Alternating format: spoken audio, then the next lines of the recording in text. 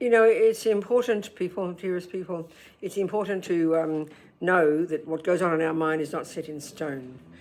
Somehow I think because all these thoughts seem to come uncontrollably, and somehow the negative thoughts, the unhappy ones, the trouble is we take them seriously, meaning we believe that they're true. If we understand these, as we call them, feelings, they're actually thoughts, with a lot of energy around them. They're thoughts.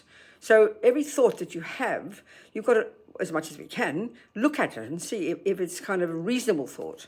So, some of the self-centered thoughts, the unhappy thoughts, angry thoughts, jealous thoughts, depressed thoughts. The trouble is, because they feel so strong and they come out of nowhere, we think they're true. So if you wrote them down and could hear what depressed thoughts are saying, angry thoughts, you hear they're very dramatic and they're kind of extreme. Like, I'm a disaster, I'm completely hopeless, I can't do anything, It's extreme. So we've got to kind of rectify it. So that sounds so silly and simple, but we have to rectify the thoughts. We have to train. There's a term in Tibetan, they call it lojong, mind training. So, if you can't pick up a tennis racket and don't even know what to do with it, you have to train yourself. You do it again and again. If you have to play the piano, you have to train yourself to do it again and again and again. It's the same with our thoughts. But we have to have confidence that will work.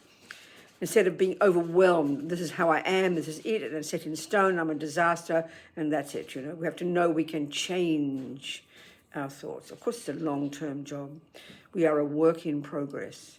To have that confidence, we'll be great. We'll be brave. We'll see what's going on. We won't buy into the thoughts. We won't identify ourselves with those thoughts. But that takes time. But it's possible. You have to know it's possible,